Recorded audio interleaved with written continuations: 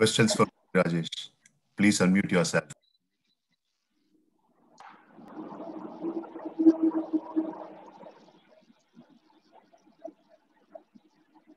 Okay, I have one question, guys.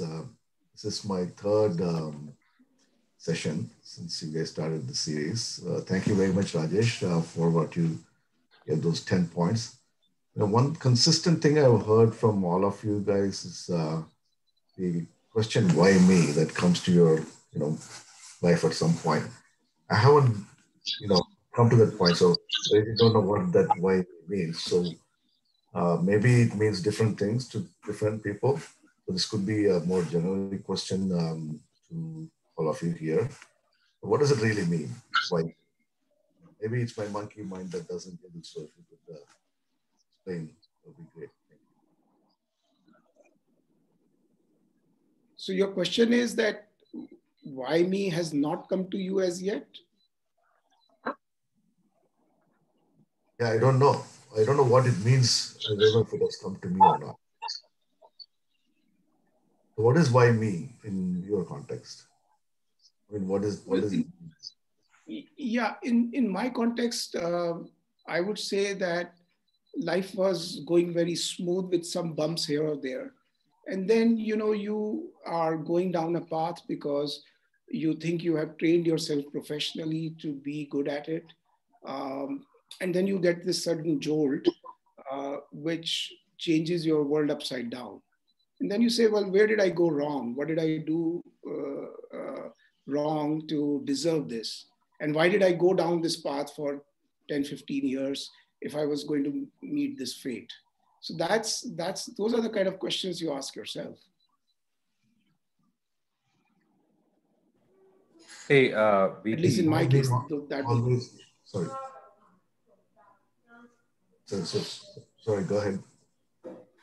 Hey, this is Kunz. I just wanted to add to what VP was saying. Just a quick comment. You almost sounded like I was reading Principles by Ray Dalio. He says almost the same thing that you just said.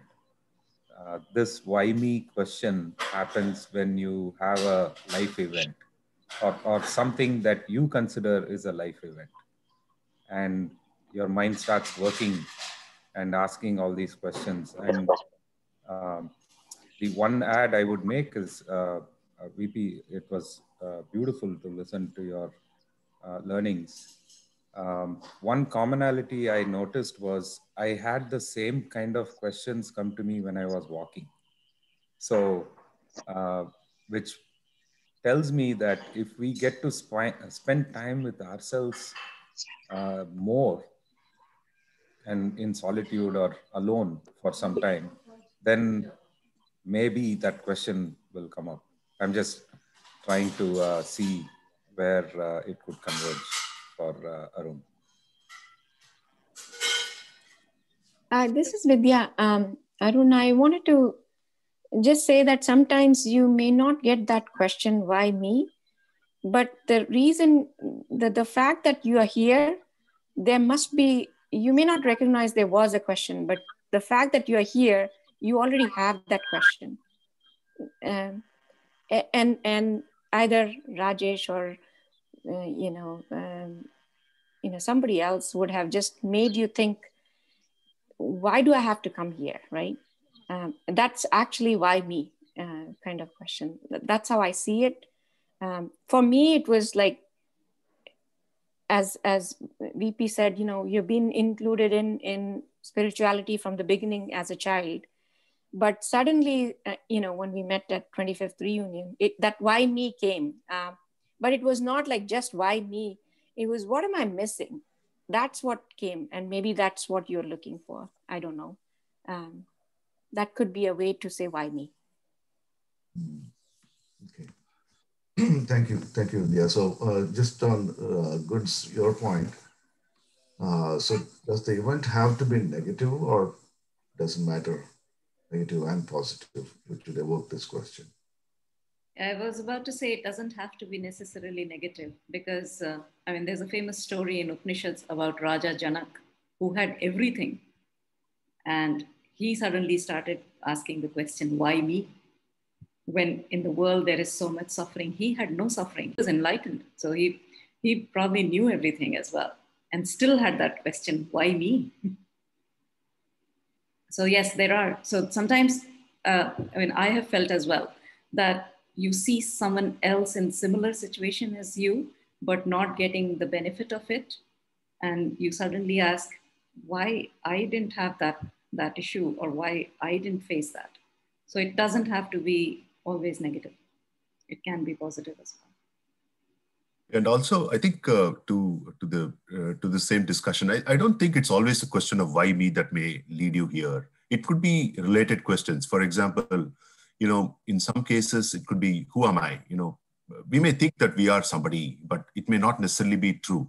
Because if you ask yourself this question, okay, who am I today? And try to list it down on a piece of paper and go back after, let's say, 15 days and go see if those things really are you, I'm pretty sure you'll knock off a few things and you'll add a few things. And again, you take it another 1 month later and you do it, you'll again keep doing. That means basically there seems to be a changing target of who I am, right? Then there's something wrong. I mean, the way that we define ourselves, does it remain only for a shorter period of time? Is it what it is? There seems to be something wrong. And when those questions come, then you realize that, the frame of reference from which we are talking about, who am I or why me, all this is basically, it's not more about why or who, it's more about I or me. Try to understand what is the definition of me or I, first of all, before I ask why me.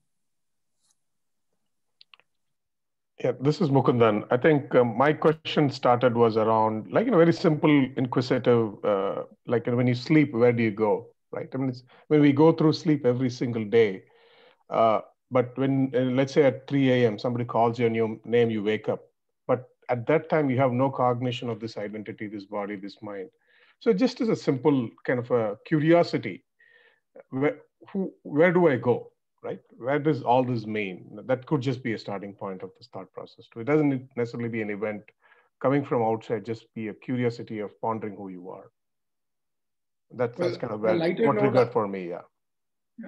Yeah, on a lighter note, I don't think I would be intellectually ever curious about these things. I was too much of a bogey, so I needed that jolt.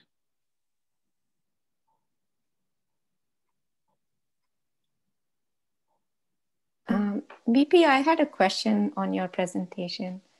Sure. I think you said that maybe in the third or fourth, you were talking about vairagya, and you were also talking about another word you used, Hindi, and now I've forgotten. Well, that was sadhana chatushtayam and vivek, vairagya, shat sampati, and mumukshutvam. So that's those 4 attributes make it sadhana chatushtayam. Yeah. Yeah, I think it was sadhana chatushtayam that I didn't understand. Can you, explain a little bit more? Sure. So I'll give it a shot, but I think I should warn you that we had probably 1 or 2 hours of discussion on understanding that.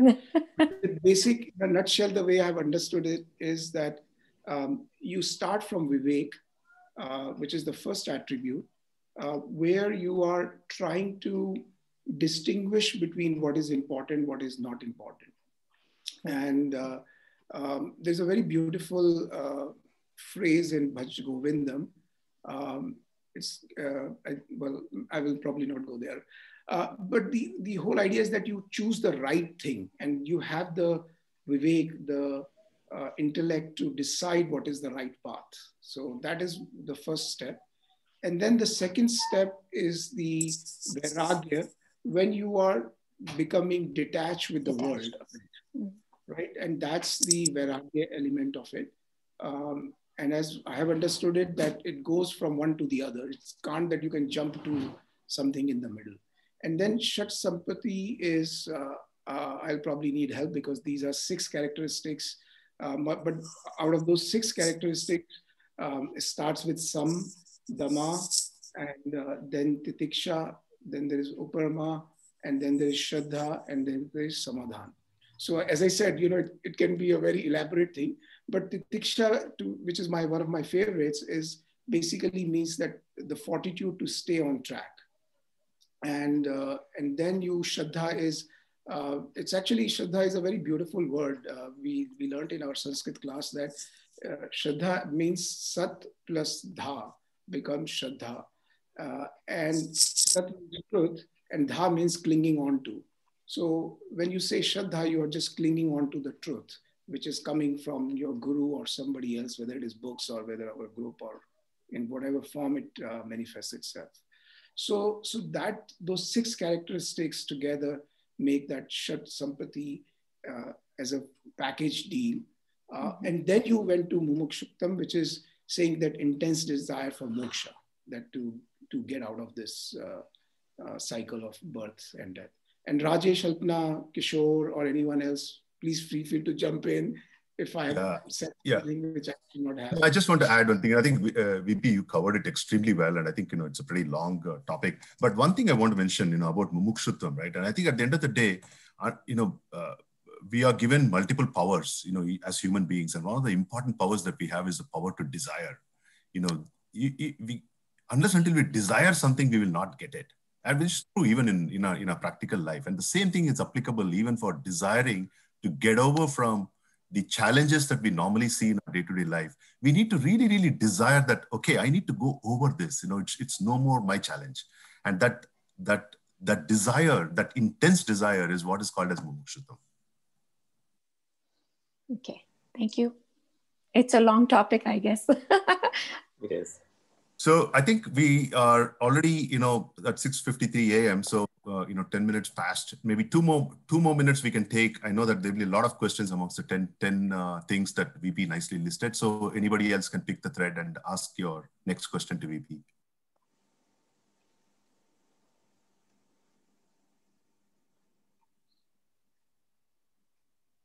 So I have a question. Looks like nobody has a question. So VP, you talked about this once, one of the Swamiji's, having spent 6,000 or 7,000 years before he went back to his abode. 9,000 years. 9,000. Okay. So does that discourage you? Does that encourage you?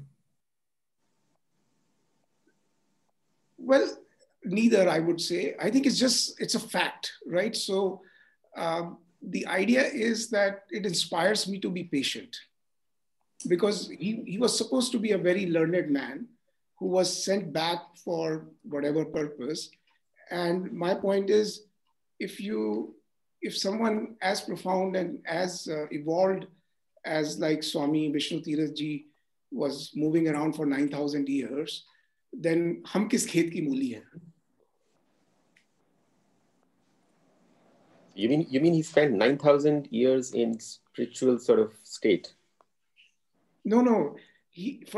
So apparently he was in this different lok, and then he was sent to earth, and then he was moving around for 9,000 years in one birth after the other before he went back.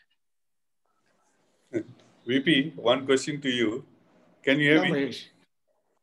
Yes. Yeah. When he said 9,000 years, I see that, when I talk to you, I know that you have a very great analytical mind. And what analysis did you find out this is true? Excellent question. So, you go to the intent, right? Where is it coming from? I asked the same question, Mahesh, that how can I corroborate this piece of information, whether it is a fact or not? And I think when you think about his intent, what he told Swami Shivom Tirath Ji Maharaj is, do not talk about these kind of things till 15, 20 years have gone by after my death. So that clearly says that he didn't want people to be influenced how they perceived him or what they have to say about him. And if somebody was having an agenda, right, they wouldn't do that. And given, how he has handled all the Q&A, etc., that I've listened to, it just gives you the confidence that, yeah, this guy is not passing gas to you, right? There is substance here. And that's where you start accepting it on the face of it, right? Because these are very difficult, right? I don't know where I was 9,000 years. I don't know where I was in the previous birth, right? So how do you go searching for it? And that brings me to another good point. Swami the Swamiji who came on one of our lectures, he said, faith pending inquiry, right? And to me, this whole idea, and I always connected very well with what Ronald Reagan said many years ago, trust but verify. Now, in this case, it breaks down, that principle breaks down, because you can trust, you can't verify. There's no way to do it. Right. So maybe Question, it's and before we will go to the next presenter, Kishore. Yeah.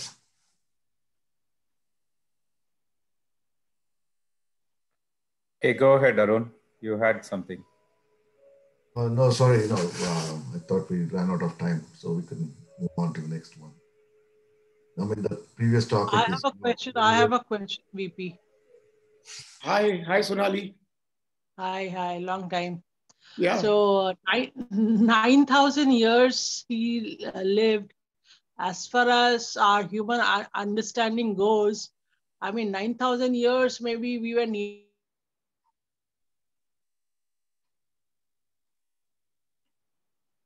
I don't think I heard the question, Rajesh. I don't know if you got it. No, she's frozen. I think she froze. Yeah. Her audio is not coming through. Dropped off, but I think I was just along the same lines. Is what I was thinking.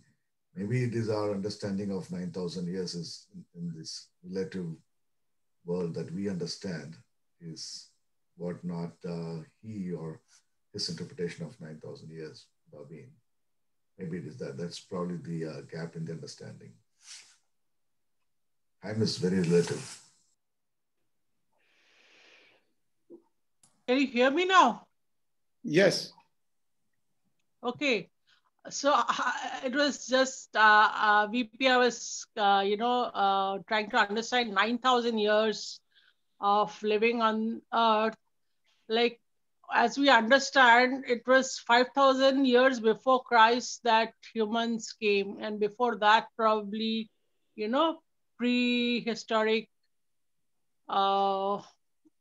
humans were there, Neanderthals or something like that. So, I mean, he existed in different life forms for 9,000 years, or he existed as human for 9,000 years. I mean, all this, I mean, being a person of science, I mean, and even if he existed in a different form other than human, I mean, what kind of a memory he had that he can, at this age, I mean, at this time, he can say that I lived for 9,000 years in this planet. Yes, so Sonali, to be honest with you, I don't have any clue. And your question is obviously very valid. The way I have thought through it, right? Because you are trying to understand, the people. See, even Swami Satyanandaji talks about that all of us being very ancient people. And to me, whether it is 9,000 or 5,000 or 3,000, frankly, it doesn't matter. What matters, what my takeaway has been that it can take a very, very long time to get out of this karmic cycle. And I think as long as we appreciate that fact, and as long as we change our behavior to incrementally get better, perhaps we will get released, sooner. The good thing is, the way I've understood is that nobody, at least in this Vyavarik world, there is nobody who's keeping a track of all that. So we are all good on that side.